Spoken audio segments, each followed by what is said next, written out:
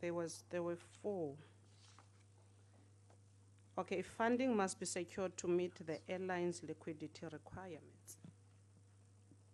Can you unpack that?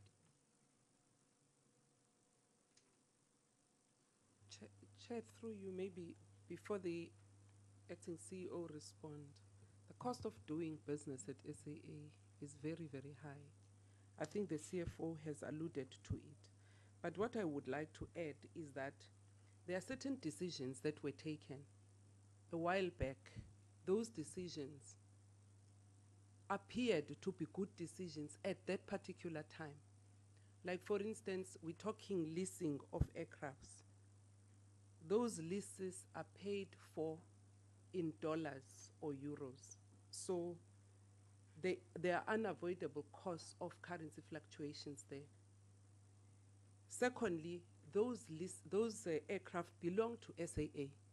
But when they were sold and leased back, at that time... Can you just go back and clear that part where you just started? Those aircrafts belonged to SAA, and Yes, then Chair. what? Just go back. Thank you. Yeah. Thank you, Chair. Honorable Chairperson, I think, to be precise, it was between 2000 and 2001, when we had a turnaround strategist from America called a certain Coleman Andrews. Coleman Andrews was given a task by the then board and the shareholder to turn the airline around.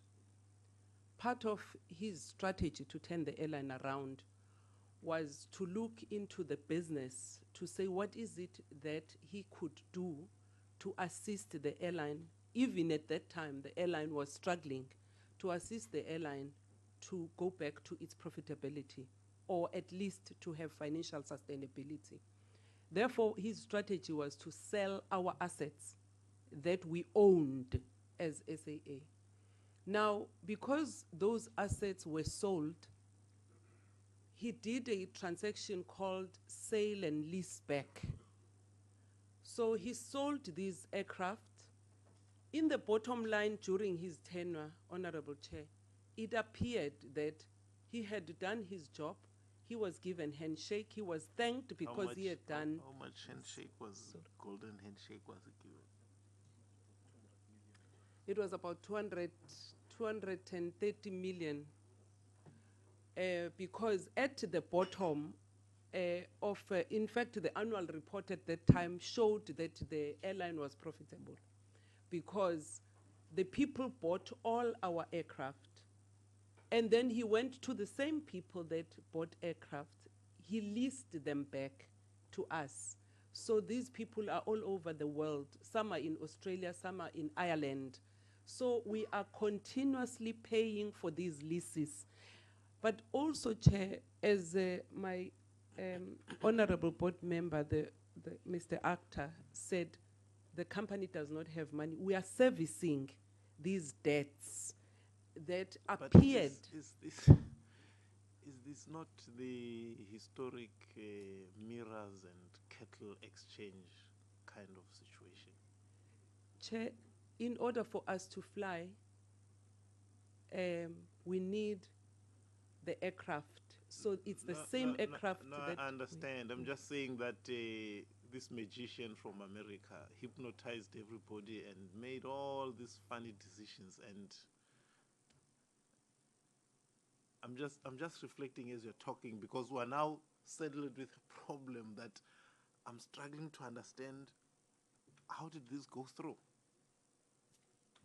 Chair, if I may, just to be straightforward on this one. That's what we want, straightforward. We're in a very, very difficult position.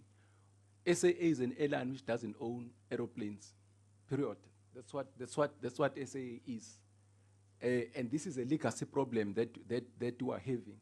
So what ends up happening, for instance, when SAA talks about guarantees and so on, you are getting guarantees there, you keep on increasing your debt, and you keep on increasing your debt servicing. So let's, as South Africans, let's just accept it, that the decisions which were taken at that time were wrong decisions, and SAA is having a very, very weak balance sheet. and what SAA is an airline which doesn't have aeroplanes. I think of a fleet of about 60, we own about 9. We own about 9 aeroplanes. The rest, it's somebody else's aeroplane who's guaranteed that he's going to be paid every month leases. So it is a fact. How much are you paying per month for the leases, on average? I know the planes are not the same, but more or less, how much